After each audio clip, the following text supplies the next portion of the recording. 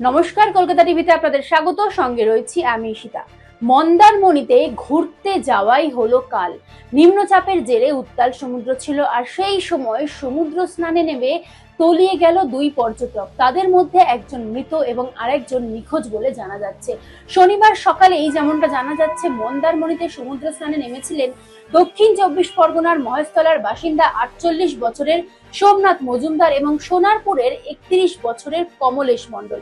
আচমকাই উত্তাল ঢেউয়ের মধ্যে তলিয়ে যান দুই পর্যটক। খবর পেয়ে দ্রুত তাদেরকে উদ্ধার করতে যায় স্পিডবোট এবং উদ্ধারকারী দল। কিন্তু যেমনটা খবর পাওয়া যাচ্ছে, তাদের মধ্যে একজনকে অনেকক্ষণ পর, প্রায় দীর্ঘ 2 ঘন্টা পর উদ্ধার করা গেলেও আরেকজন কিন্তু এখনো নিখোঁজ। অর্থাৎ যে নিখোঁজ তার নাম হচ্ছে কমলেশ মণ্ডল, অর্থাৎ সোনারপুরের 31 বছরের ওই বাসিন্দা কমলেশ মণ্ডল কিন্তু এখনো নিখোঁজ। অন্যদিকে সোমনাথ মজুমদার, যিনি নাকি দক্ষিণ চব্বিশ পরগনার মহেশতলার বাসিন্দা, তাকে কিন্তু খুঁজে পাওয়া গেলে দ্রুত তাকে উদ্ধার করে নিয়ে যাওয়া হয় হাসপাতালে এবং সেখানে গেলে চিকিৎসকরা তাকে মৃত বলে ঘোষণা করেন।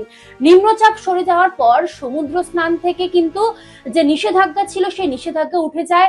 ফলে আমরা জানি যে এই রাজ্য জুড়ে এই কয়েকদিন ধরে যে নিম্নচাপের ভ্রুকুটি ছিল এবং তার জেরে বৃষ্টি হচ্ছিল, সমুদ্র উত্তাল ছিল, মৎস্যজীবীদেরও সমুদ্রে যেতে নিষেধাজ্ঞা জারি করা হয়েছিল।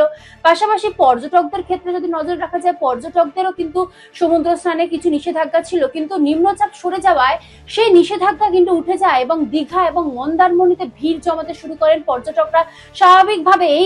কিন্তু নিম্নচাপ সরে গেলেও উত্তাল সমুদ্রের কারণে কিন্তু ঘটে গেল দুর্ঘটনা। একজন মৃত এবং আরেকজন কিন্তু এখনো নিখোঁজ, তার এখনো কিন্তু খোঁজ পাওয়া যায়নি। শনিবার থেকে রোববার পর্যন্ত সেই যে বাসিন্দা, যে কমলেশ মণ্ডল, তার কিন্তু এখনো কোনো খোঁজ পাওয়া যায়নি বলেই জানা যাচ্ছে সূত্র মারফত। অন্যদিকে পর্যটকদের নিরাপত্তা নিশ্চিত করতে বাড়তি তৎপর হয়েছে প্রশাসন। মাইকিং করে বারবার সতর্ক বার্তা প্রচার করা হচ্ছে।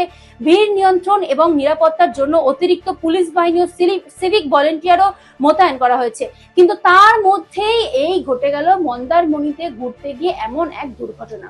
এখন এ পর্যন্তই। দেখতে থাকুন কলকাতা টিভির রাত দিন 7 দিন।